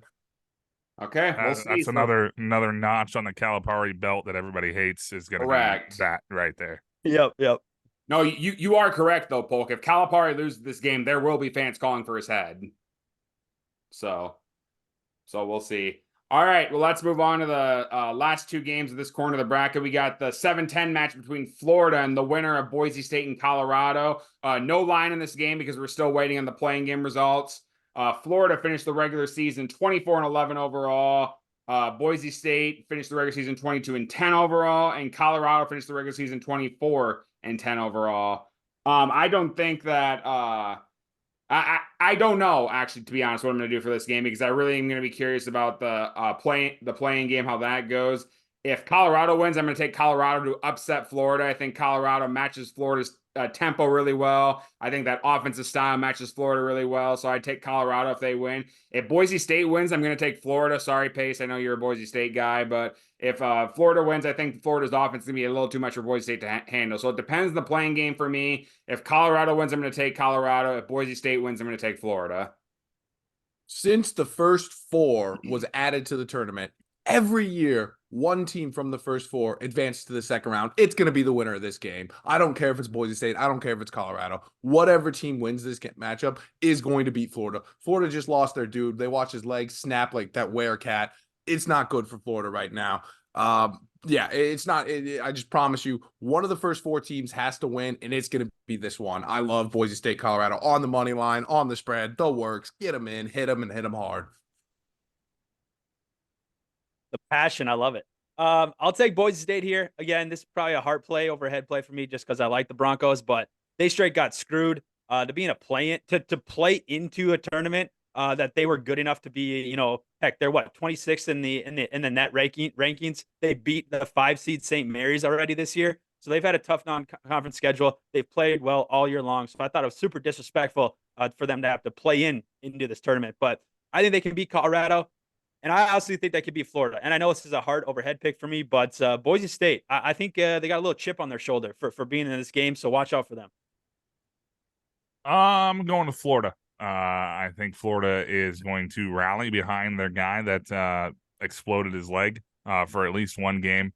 I think they're going to be able to kind of get by here, either Colorado or Boise State. Obviously, depending on how that game goes, too, you never know if it could, if Colorado comes out and just dominates Boise State and they're on a little bit of a run, or vice versa. Having that momentum headed into the game could be nice, but I like Florida. All right. Sounds good. Pretty different plays, but kind of the same thought amongst the panel, so that's good. So let's go on to the final game, the 2:15 match between Marquette and Western Kentucky. That game will be played Friday, March 22nd at 1 o'clock on TBS. The Marquette Golden Eagles finished the regular season 25-9 overall. Meanwhile, the Western Kentucky Hilltoppers, they finished the regular season 22-11 overall, and they won the Conference USA Conference Tournament to get the automatic bid. Line right now, Marquette minus 13.5 and an over-under of 158.5. DJ, you've been big on upsets. You're going to have another one here. If any 15 seed was to win, if my life was on the line and I had to choose one 15 seed, I'm choosing Western Kentucky. And a little bit of stats here. 15 seeds with a money line of plus 150 to plus 750 are 8-10 straight up. Now, Western Kentucky's plus 800 right now. So does not qualify for that. But maybe it drops down, and by tip-off, they're plus 750, in which I will hit them. I do think Marquette wins. I will take Western Kentucky to cover all day long. Marquette peaking at the wrong time. They're not playing their best right now. Obviously, with the injuries. The injuries really is what got them. But Western Kentucky's a fun team, dude. They're explosive. They're going to come out and run. They're running and gunning, and if they can hit shots, Western Kentucky will get the upset here. I'm going to call it right here. If there were to be an upset of a 15 seed, it's going to be Western Kentucky. But I will take Marquette just to play it safe. I don't want to speak too early, but I do have. If Marquette gets past this first game, I think they can make some noise, make some damage in the tournament. But I love Western Kentucky here. Yeah. Western Kentucky, DJ, the fastest team in the nation. Tempo wise, they fly up and down the court. A good backcourt too, and I love a good backcourt in March Madness. So, but I do think they kind of beat up on a bad Conference USA squad or a conference as well. But if you look at Marquette, another team like Boise State with a chip on their shoulder after I think they lost second round last year. So I think they're out for some blood in this one, and minus 13.5. I think they can get this done.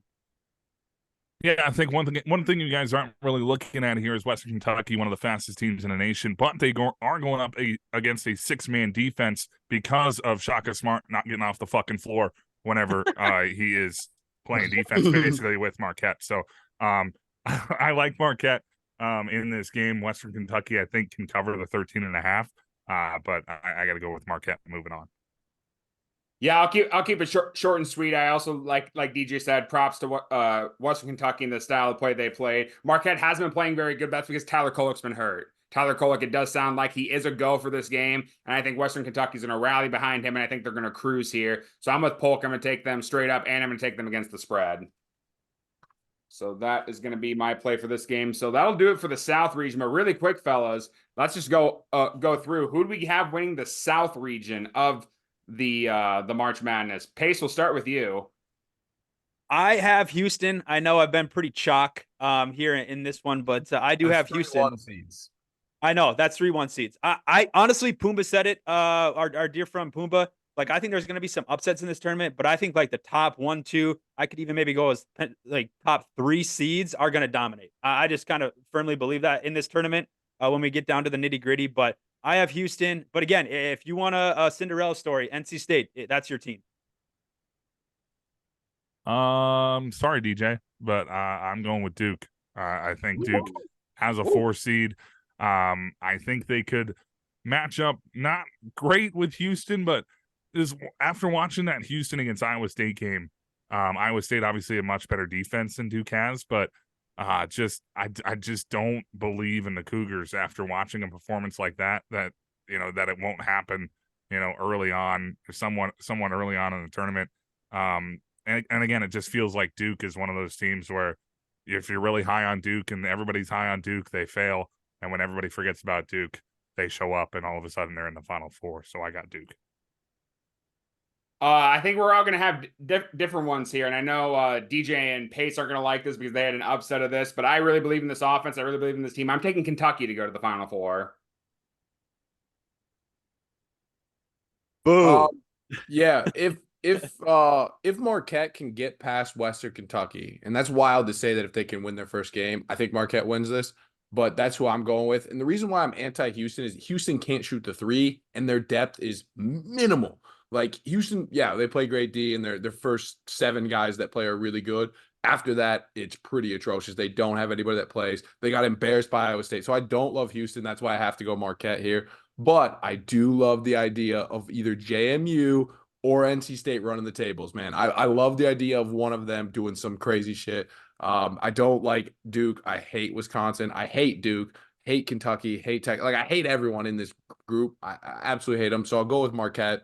Kind of chalky, but not as chalky as some of the other ones.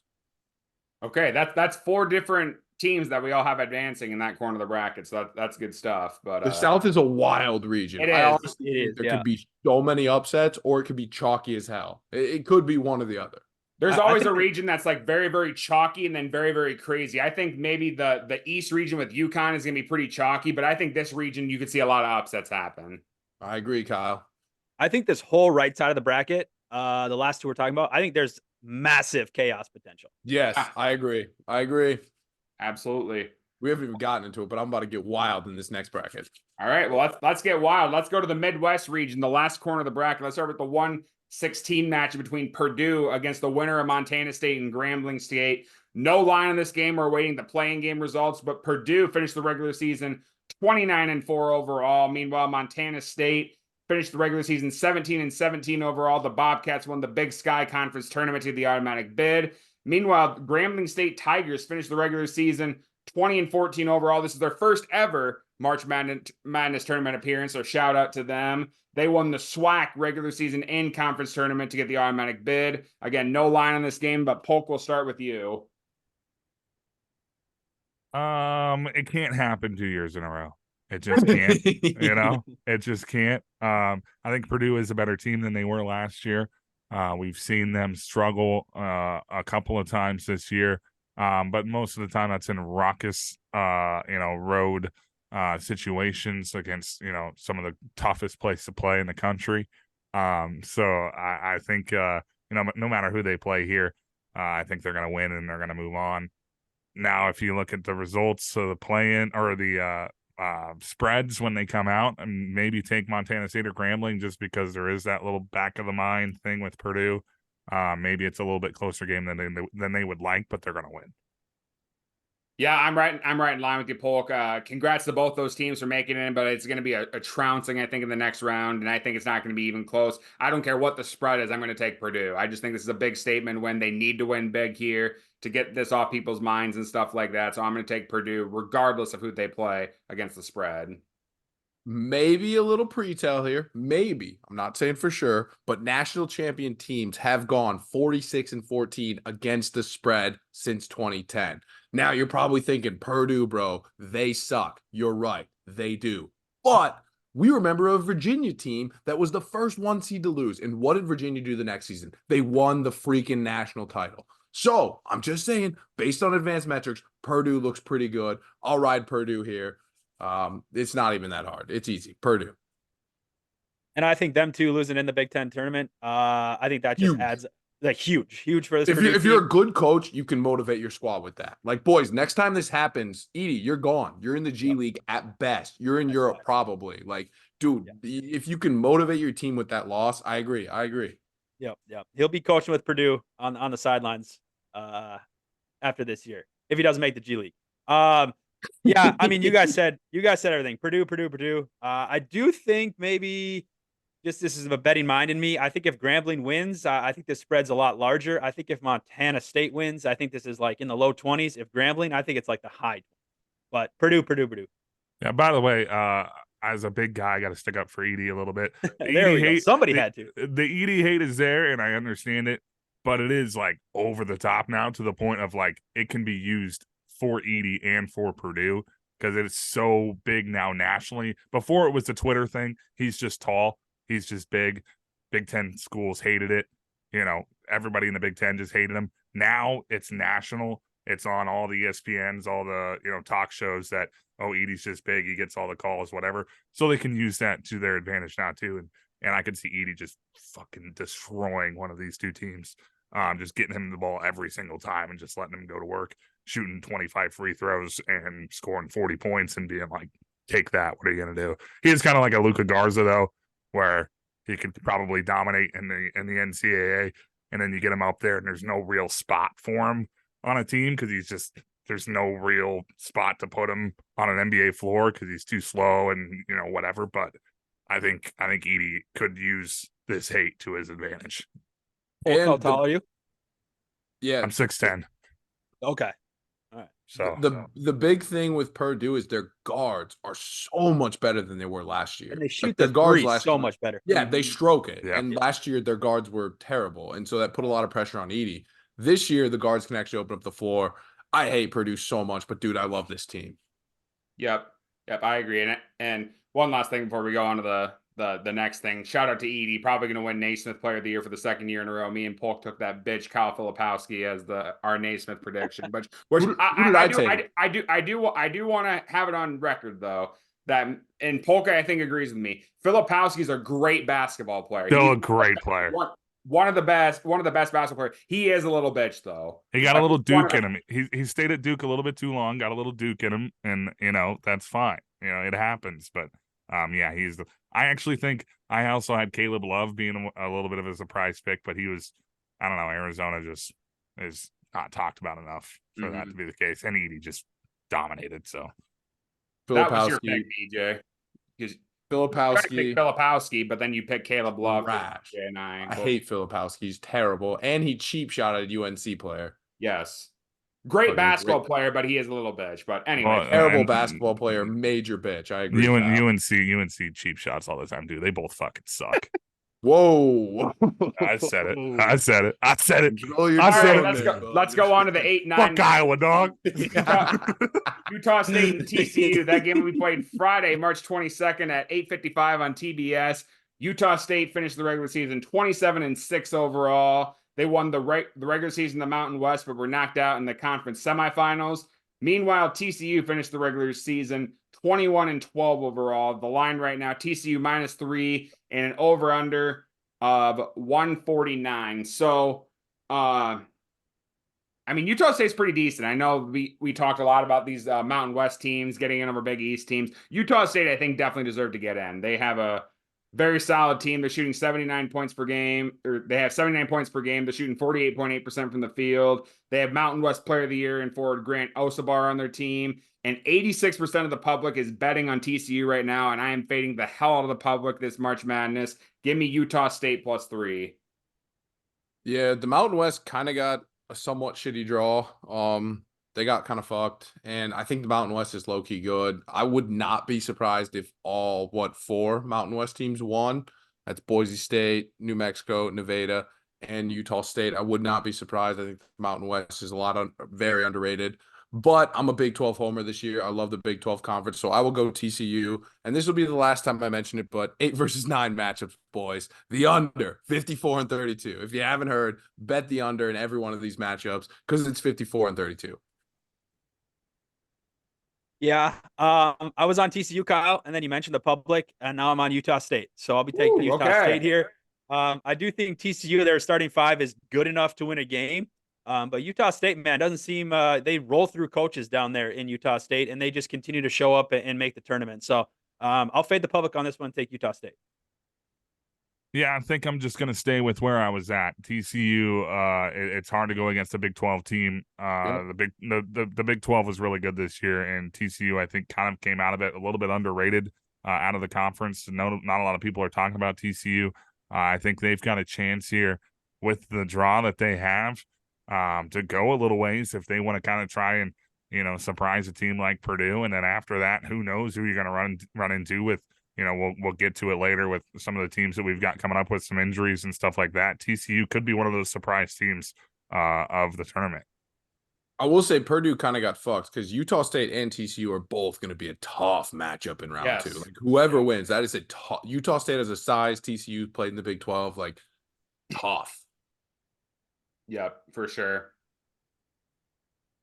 Which I think is fair though, isn't it? Isn't Purdue were they the 4th? Or were they the 3rd number 1 seed? I think they were 3rd. UNC was 4th. UNC was 4th, correct. Yep. The 5-12 matchup between Gonzaga and McNeese State, game being played Thursday, March 21st at 6:25 on TBS. Gonzaga finished the regular season 25-7 overall. Meanwhile, McNeese State finished the regular season 30-3. And they won the Southland regular season and conference tournament to get the automatic bid. Line right now, Gonzaga -6 and an over/under of 149. DJ, start us off for this game. Well-known Gonzaga hater here. Why don't you join a real conference? That's my main slogan. Yeah, McNeese State all day, every day. Get it done. TCB, take care of business. I'll take them on the spread, on the money line. I hate Gonzaga. Even though they are an underrated team this year, which means they could make a run, I'm going McNeese State. Yeah, so this is a game that I am the most financially and probably emotionally tied to in the first round. I took Gonzaga to win a national championship this year at +6,000.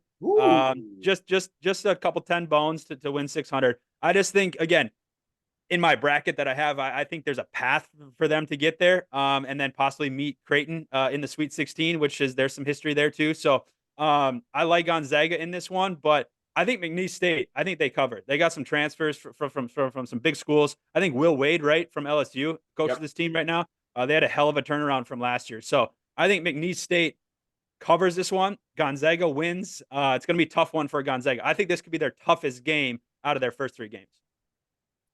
Yeah, I completely agree. Honestly, this is another one of those things where you kind of go back to the Duke side of things that I was talking about. Gonzaga, not really talked about a whole lot this year. Nobody really cares about Gonzaga like they have in the past. Maybe this is the time for them to go through. And you talked about the path to that is pretty favorable. McNeese State, a lot of people are on McNeese State. They really love how exciting they are and how fun they are. And maybe that will get to McNeese State a little bit in this game. They'll be a little bit overconfident against a very maybe not as experienced as previously Gonzaga team, but a team that has been in a situation like this. I got Gonzaga moving on. And that McNeese State, can't get it out of my head, 2016 against Nebraska in football. Amir Abdullah saved our lives. But I got Gonzaga. I do remember that. I do remember that too, Polk. I'll keep it short and sweet since we're out of time here. As far as the betting play, I like the under in this game. It's a good offense versus a good defense. In situations like that, I'll bet the under. I'm with Pace in the fact that I think McNeese State will cover. I think it's going to be a very close game. And like Pace said, I think it's going to be the closest game Gonzaga will have in this corner of the bracket. But I do believe that Gonzaga will advance. So I'm going to take Gonzaga money line, but I will take McNeese State against the spread. So let us go on now to the 4-13 matchup between Kansas and Samford. That game will be played Thursday, March 21st at 8:55 on TBS. Kansas finished the regular season 22-10 overall, and Samford, the Bulldogs, finished the regular season 29-5 overall. They won the SoCon regular season and conference tournament to get the automatic bid. Line right now, Kansas -7.5 and an over/under of 152.5. We'll see where we go here with some news that just came out. But Pace, go ahead and start us off for this game. Yeah, give me Samford on spread. Give me them straight up. I was already on Samford over Kansas here before the news of the kid that's going to miss the NCAA tournament. So I think that Samford's a bad draw for a Kansas team that's not very healthy. They throw just a bunch of bodies at you. They play fast. So, a Kansas team that's not 100%, I think Samford matches up well with them, and I'll take them 7.5 and straight up. Yeah, this is bad for the pod, I think, because I think we're all going to be kind of around the same spot of taking Samford to be the big upset here against Kansas. What is it? Dickinson is that his name? He is going to be playing, but they're without another a key player there. I think Samford can pull off the upset here, which would be great because I don't like Kansas. They can go kick rocks. I got Samford. Yeah, this might not be good if we're all going to be on the same side here, but it unfortunately I am going to take Samford plus 7.5. I am going to take them money line. I had them against the spread, but I did have Kansas win. But with the news without Kevin McCullough, this just isn't the same Kansas team without McCullough. McCullough is a huge part of that offense. Hunter Dickinson, very, very good. But again, if you're going to rely on post players in March Madness, you're not going to win games. You need guard play as well. And I think they're going to struggle without Kevin McCullough. So I'm going to take Samford against the spread. I'm also going to take them money line. Very good offense too. Kansas with a healthy team and, peaking at the right time could be dangerous in this tournament as a 4 seed, but that's not the case. They're not healthy. They haven't been peaked at the right time. They've been just underperformed all year. I did kind of predict that Dickinson was not going to be great there. I'm going Samford. We're going a full send here. And just so you guys know, 16 times in the last 18 years, a 13 seed has beaten a 4 seed. This is going to be another one for me. I'm riding with Samford to pull off the upset on the spread, on the money line. Let's go. I love Here comes a Final Four run for Kansas. Correct. Yeah. I would be shocked. No.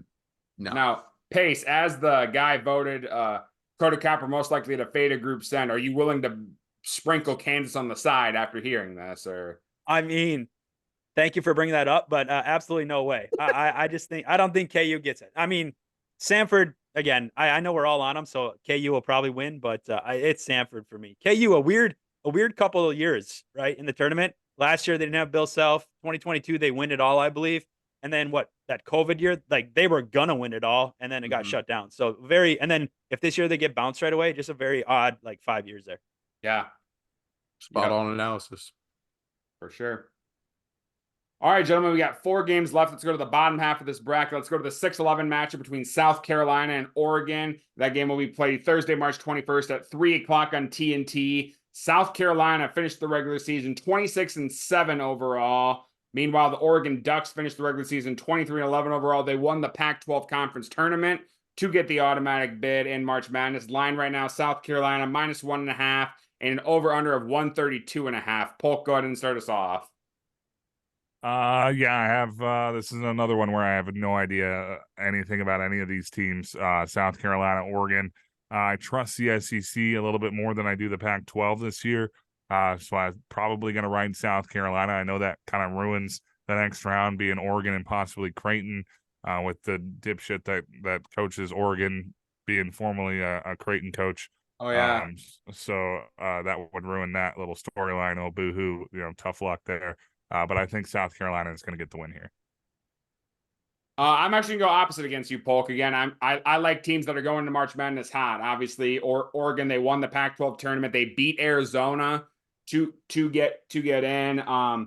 This is a smart team. They have they're scoring 75.3 points per game. They have a 1.349 assist to turnover ratio. Very, very impressive.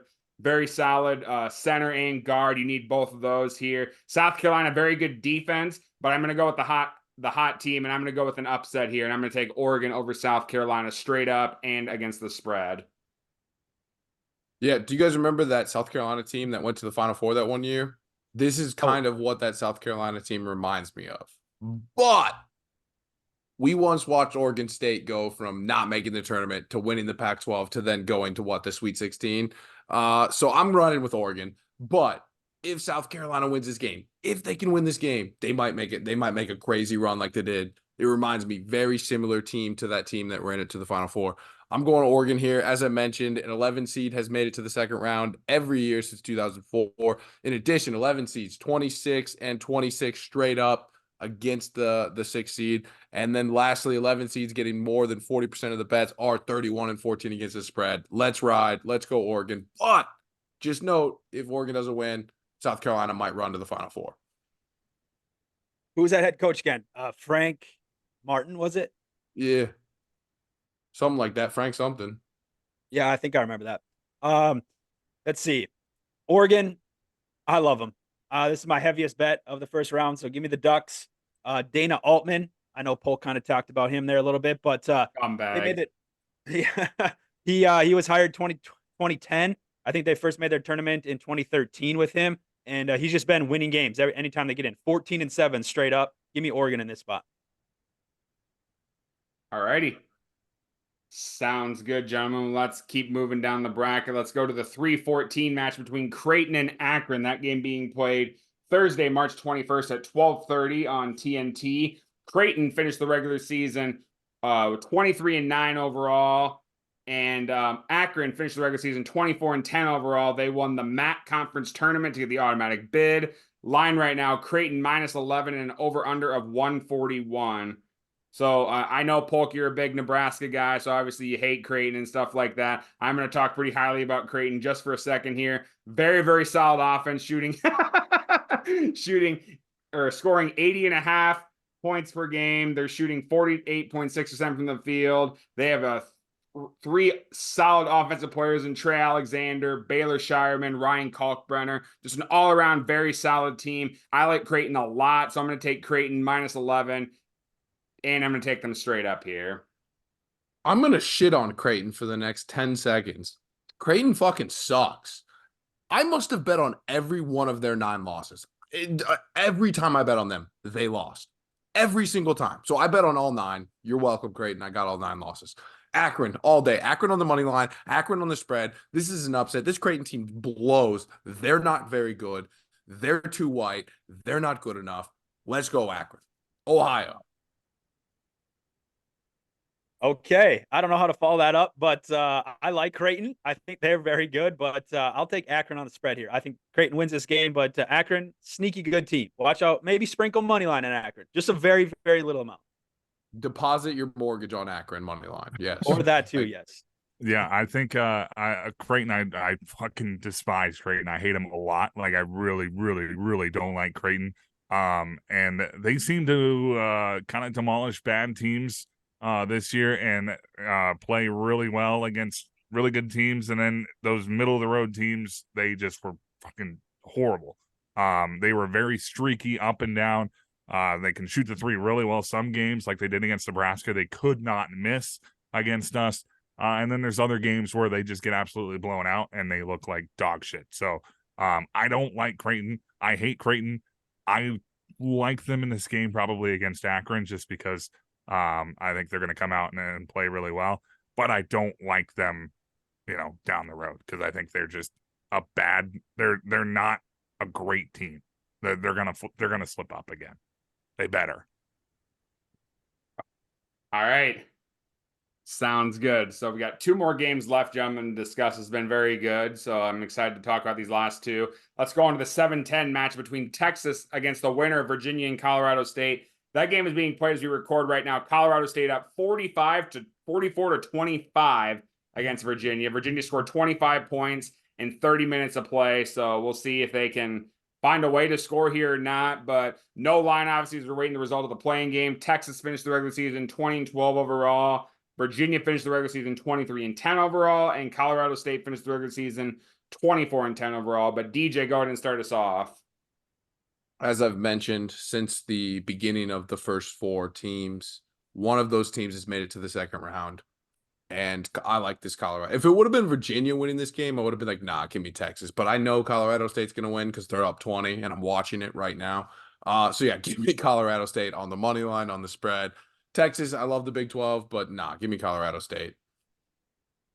Yeah, I agree with that. I like Colorado State in the spot too. I love teams that go to the rack, play for some fouls, and go to the free throw line. That's exactly what Colorado State does. They start 5 seniors, and I don't know exactly if they have a deep bench or not, but tonight against Virginia, they have a nice lead here, but they've played 10 guys. To me, that tells me that a coach wants to make a little bit of a run here in the tournament. Yeah, Virginia does not deserve to be there, so I'm glad they're getting blown out. Well, not really getting blown out, but hopefully they lose. Colorado State, shout out Ali Farakamenush or whatever the heck that dude's name is. Folkmanesh, yeah. He was an assistant, I believe, at Nebraska for a while.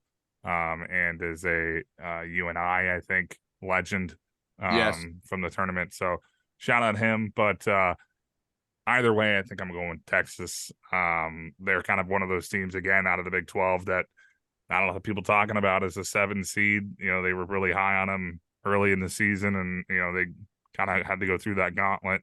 But I like Texas. All right. Well, I guess I've bet on a team that I don't like already, Nebraska. I might as well just double down and keep doing it. So I'm going to take Texas against Colorado State. I hate doing it. Horns down forever, but they're pretty solid offensively. They're scoring 76.5 points per game. They have Oral Roberts transfer Max A. Smith on their team, who's been playing very solid with 17.1 points and 4.3 assists per game. Their forward, Dylan Dessou, is very solid, 15.8 points and 5 rebounds per game. And I think, unfortunately, this is going to be a Texas win here. I hate doing it, horns down, but I am going to take Texas in this game. I'm just telling you guys, friendly piece of advice, you got to have either Colorado Boise State or Colorado State winning. You got to have one of them. Just what the records say, trends say. Okay. We're trendsetters, not trends followers. Correct. Oh, that was good. That was fucking good. Come at me, NCAA. Come at me. Barstool Sports, hire this man. Let's go. Stooley Clubhouse, shut up. You're not fired, but you get fined from the NCAA, like a little thing in the mail, like, hey man, we saw you did horns down on a podcast. Yeah. You can't do that. Yeah. I wouldn't put it by Texas. Facts. All right, the final game of the tournament, we got the 2 seed Tennessee against the 15 seed St. Peter's Thursday, March 21st at 8:20 on TNT. Tennessee finished the regular season 24-8 overall. They won the SEC regular season but lost in the tournament. Meanwhile, the St. Peter's Peacocks, they finished the regular season 19-13 overall. They won the Metro Atlantic Athletic Conference, the MAC conference tournament, to get the automatic bid. Line right now, Tennessee -23 and an over-under of 129.5. Pace, go ahead and start us off. You're muted. I am muted. All right, we're back now. I think it'd be fun to see in round 2 here, Tennessee against Texas. I think that'd be a fun matchup. But St. Peter's, obviously, they had that nice run last year. or that nice upset win there. But on the flip side, Tennessee does choke a lot. So I don't know. This is a tough one for me. I think Tennessee is very good, so I'm gonna take them. Yeah, this is for me, it's the year of the Volunteers. This is their year. This is the year. If they're gonna do it, it is this year. I've got them big here against St. Peter's. A lot of people are gonna think back to that game and they're gonna say, "Oh, maybe St. Peter's Peacocks are gonna do it again." I remember them from now Tennessee here. Tennessee big, 23 points. I don't know about that, but I think it's a 20-point game at least. Rocky Top. I'm going Tennessee. Yeah, I think Tennessee wins here. I'm going to take them straight up. I'm also going to take them very far in this game. Dalton Connect is absolutely so fun to watch. He's one of my favorite players to watch in this tournament, and he's going to make a name for himself. I do like that. St. Peter's defense is pretty decent. They're actually they're top 10 statistically in the country, only allowing 63 points per game. 23 is a lot of points. It's a lot of points here, and I do think Tennessee wins it. I'm going to take Tennessee far in this game. I am going to take St. Peter's against the spread here. I just think that's too many points. But yeah, Dalton Connect. I'm looking forward to watching him. Everyone sees St. Pete's and they're like, "Oh, I remember this team. This St. Pete's team sucks compared to this St. Pete's team that made the run."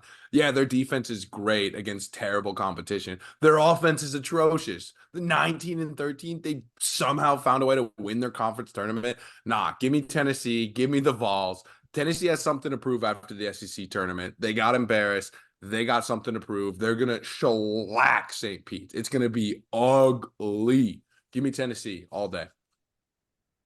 All righty.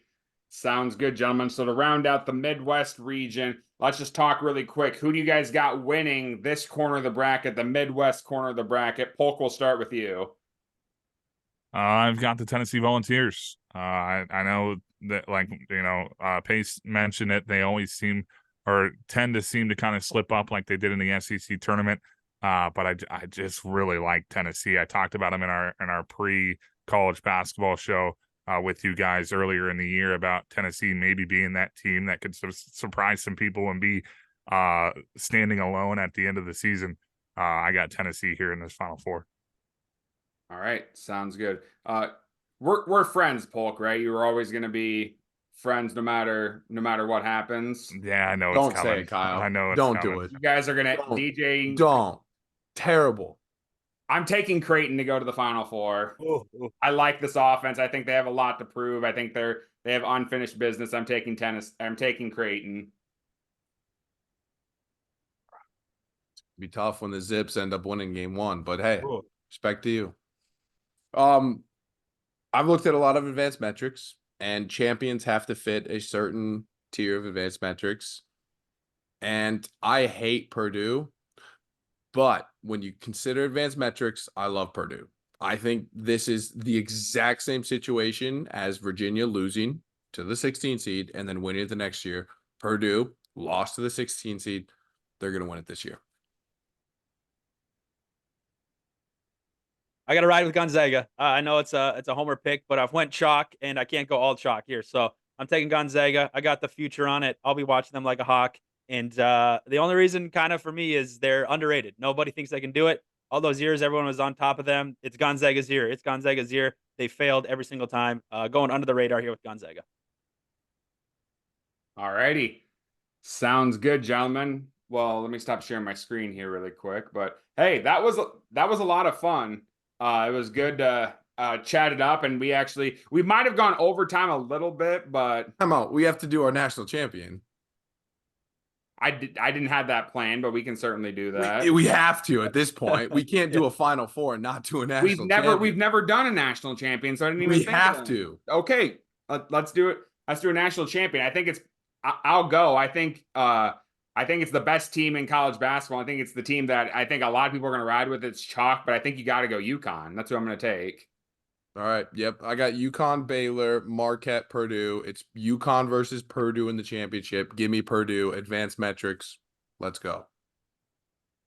I hate Purdue, by the way. I just want to get that on the record. I don't think they will win, but advanced metrics, Purdue.